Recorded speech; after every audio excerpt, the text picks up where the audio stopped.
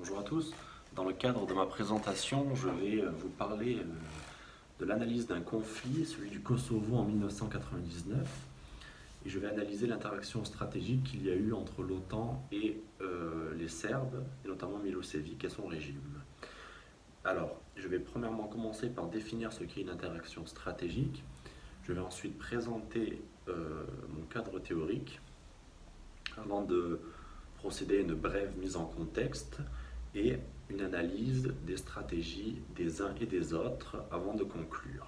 Alors, qu'est-ce qu'une interaction stratégique? Alors, l'interaction stratégique est ce qui affecte les résultats observables en relations internationales en orientant les possibilités dont un État A dispose quand il est confronté aux actions d'un État B relativement à un objectif. Cet objectif peut être de dissuader à travers la coercition, mais également de contraindre.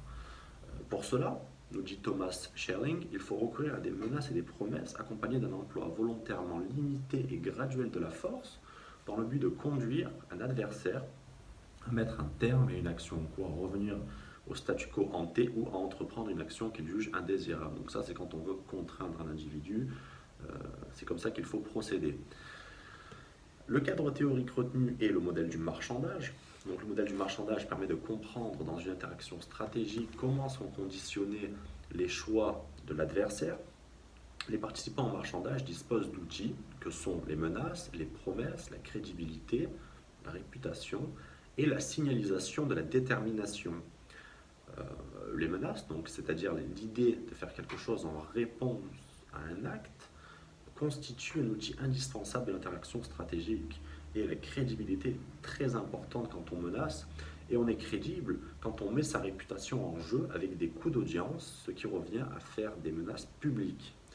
Les promesses, c'est l'engagement de faire quelque chose à la deuxième partie du marchandage, si on veut, et elles sont guidées, les promesses, par les expectations de ce que l'autre va faire. En gros, je te promets de faire ça si toi tu fais telle chose. Dans tous les cas, il est important d'avoir une connaissance du prix de réserve d'autrui, de son adversaire, même s'il convient de garder à l'esprit que des contraintes exogènes impactent également le résultat du marchandage. Alors, la guerre du Kosovo trouve ses origines dans une dispute concernant un territoire, le Kosovo, dont la souveraineté était réclamée par deux groupes ethniques, les Serbes d'un côté et les Albanais de l'autre. Malgré la prépondérance ethnique des Albanais, 81%, les Serbes maintenaient le contrôle et la souveraineté du territoire à travers le président de la Yougoslavie, Milosevic.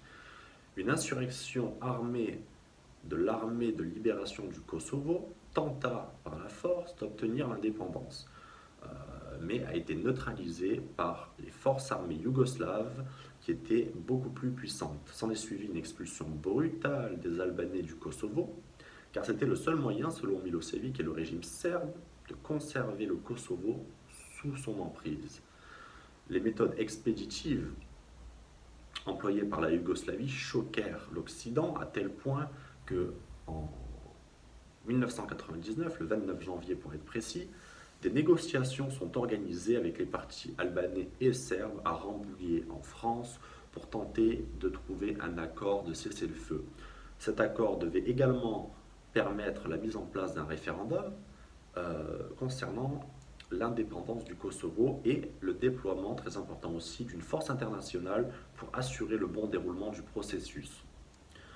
L'objectif des Occidentaux dans ce conflit était premièrement d'empêcher un nettoyage ethnique et deuxièmement d'arrêter les guerres des Balkans qui ralentissaient le processus d'intégration occidentale de l'Europe du Sud.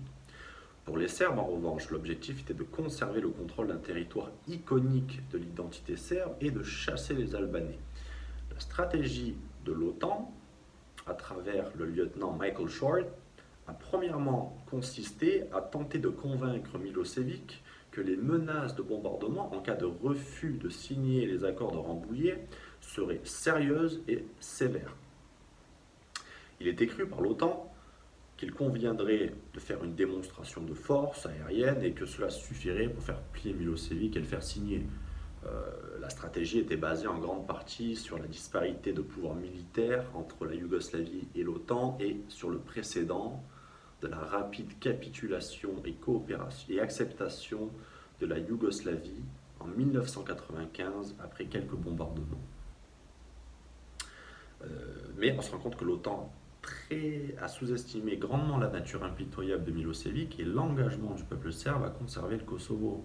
En effet, malgré la communication claire de l'OTAN concernant la capacité de l'OTAN et la volonté de l'OTAN à bombarder la Serbie, Milosevic pensait qu'il pourrait absorber les coûts du bombardement et obtenir un accord plus favorable pour la Serbie que ceux proposés à Rambouillet.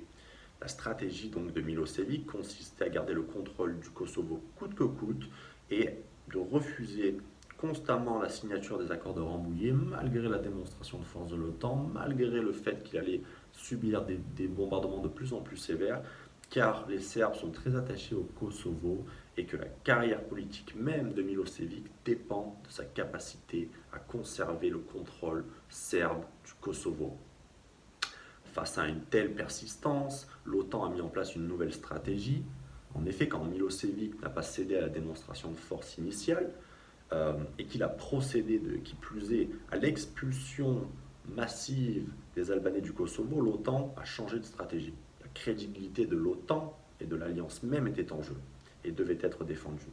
La nouvelle stratégie consistait à bombarder, outre des cibles purement militaires, des infrastructures publiques en grand nombre, pour toucher directement la Serbie dans son entièreté, tout le pays, sans néanmoins tuer les civils. Donc il s'agissait de détruire des centrales électriques, des barrages, des routes, des ponts, etc. Malgré tout, Milosevic persiste et il pensait pouvoir tenir et obtenir l'arrêt des bombardements avant la négociation d'un autre accord selon ses termes. Et cela pour un certain nombre de raisons. Je vais en évoquer quelques-unes. Milosevic comptait notamment sur l'émoi que susciterait la mort de civils serbes dans les bombardements de l'OTAN, donc les dommages collatéraux, pour que les opinions publiques occidentales imposent une pression pour arrêter la guerre. Pour encourager ça, Milosevic est allé même jusqu'à mettre en place une campagne d'information à destination des Occidentaux pour dénoncer les meurtres de civils par la coalition. Milosevic également comptait sur le soutien de la Russie pour l'aider à faire face à l'OTAN. Enfin, Milosevic pensait qu'en infligeant des dégâts matériels et humains à l'OTAN, il parviendrait à augmenter son bargaining leverage, son levier de négociation, car l'OTAN n'était pas prête à sacrifier des vies pour faire céder le régime de Milosevic. Plusieurs semaines ont été nécessaires entre les bombardements initiaux et la nouvelle stratégie du bombardement pour que les calculs stratégiques de Milosevic s'avèrent faux et qu'il cède. La stratégie de résistance de Milosevic était en fait basée sur des mauvais calculs de ses services d'intelligence concernant la détermination de l'OTAN à bombarder Belgrade, sur une mauvaise estimation de ses capacités militaires, c'est-à-dire la surestimation de la capacité serbe à imposer des coups à l'OTAN. Seuls 2 avions de l'OTAN ont été abattus et encore les pilotes ne sont pas morts. Il y a également une surestimation de la propension de la Russie à intervenir en faveur du régime de Milosevic. Les Russes étaient trop faibles pour intervenir et ça, Milosevic ne l'a pas vu. Et enfin, il y a eu un mauvais calcul quant à l'émoi suscité chez les Occidentaux. En effet, les opinions publiques occidentales ont eu de la peine pour les Kosovars, bien plus que pour les civils serbes. Et cela s'explique par les mesures prises par l'OTAN pour limiter le nombre de morts civiles et de dommages collatéraux en privilégiant les infrastructures, ce qui a rendu inopérant la stratégie de victimisation de Milosevic. Donc pour conclure, cette brève analyse menée à travers le cadre théorique du modèle de marchandage permet de comprendre l'utilité et la nécessité lors d'une interaction stratégique de communiquer efficacement sa détermination. Les menaces et les promesses sont en ce sens essentielles, mais elles doivent être crédibles et surtout en adéquation avec le prix de réserve de l'adversaire. En cas de sous-estimation du prix de réserve, comme nous l'avons vu, les stratégies peuvent échouer. L'OTAN, en effet, n'a pas réussi, à travers les bombardements initiaux, à empêcher une vague d'expulsion massive de Kosovars albanais par les Serbes, et cela s'explique en grande partie par une sous-estimation de la détermination de Milosevic et des Serbes à conserver le contrôle du Kosovo, et donc, en fin de compte, une sous-estimation du prix de réserve serbe. Par ailleurs, les Serbes ont aussi sous-estimé le prix de réserve occidental et la détermination de l'OTAN à remporter ce bras de fer. Le manque d'informations crédibles et de mauvais calculs, et de nombreux mauvais calculs, sont à l'origine de la sous-estimation de la détermination de l'OTAN et de la surestimation de la capacité serbe à infliger des coups aux Occidentaux et à obtenir de l'aide étrangère, notamment de la part de la Russie.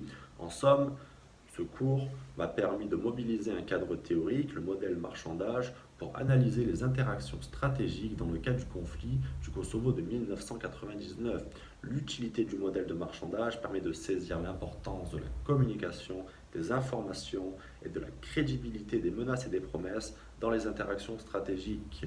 Voilà, je vous remercie de m'avoir écouté. Au revoir.